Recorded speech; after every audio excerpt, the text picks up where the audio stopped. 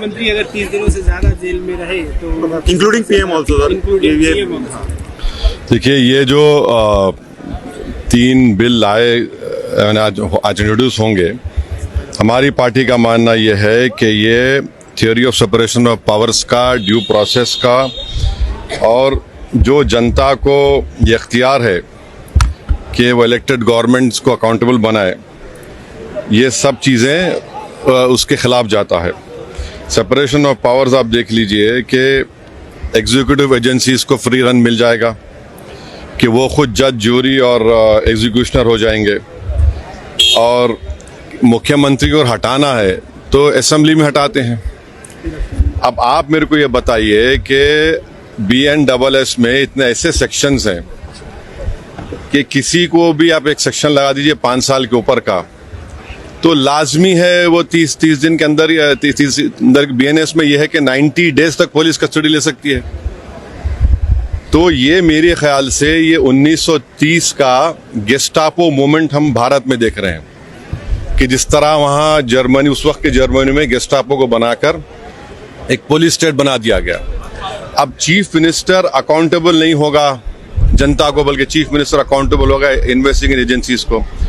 हमारे देश में SI से लेकर, इंस्पेक्टर से लेकर, ACP बोलिए, DYSP बोलिए, DCP बोलिए, एडिशनल CP, CP, DGP तक कौन बनाता है इनको? रूलिंग पार्टी बनाती है। IT के ऑफिसर कौन बनाता है? ED के, CBI को रूलिंग पार्टी बनाती है। आप बताइए फिर कहाँ इंडिपेंडेंस रहेगा इन लोगों का? आप कैबिनेट के 6-7 लोगों को केस लगाइए, 30 दिन डालिए अंदर जेल में, गवर्नमेंट गिर गई उनकी।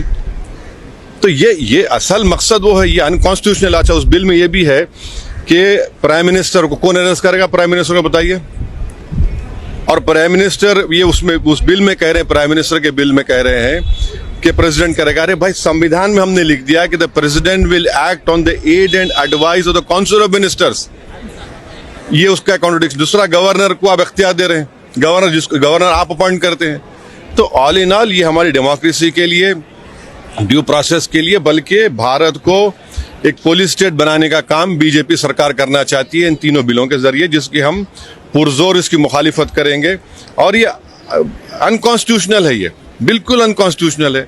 आप हर चीज आपके हाथ में, सेंट्रलाइज आप अपने हाथ में कर रहे हैं, माने आप पिक एंड चूज करेंगे। और बीजेपी ये भूल रही है कि कब तक सत्ता में रहेंगे आप, कभी ना कभी तो निकलेंगे ना। तो पावर इटर्नल तो थोड़ी है कि ये आपके खिलाफ भी इस्तेमाल होगा। तो इस तरह का एक कोशिश की जा रही है, हम इसकी मुखालिफत करते हैं।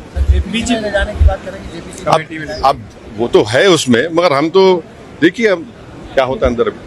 बीजेपी ये कह रही है कि जिस तरह से पॉलिटिक्स जो एक तरह से डर्टी हो रहा था उसको साफ, तो उसमें ये कह दीजिए ना कि अगर किसी पर आरोप लगेगा तो रूलिंग पार्टी ज्वाइन नहीं करेगा सेंट्रल गवर्नमेंट को। आपके पास ज्वाइन कर लो, आप आराम से बैठो। भाई, पुलिस कैसा तय करेगी? जनता तय करेगी ना, जनता तय करेगी। जनता मुझे क्यों इलेक्ट करती है कि मैं 5 साल के लिए जाऊं?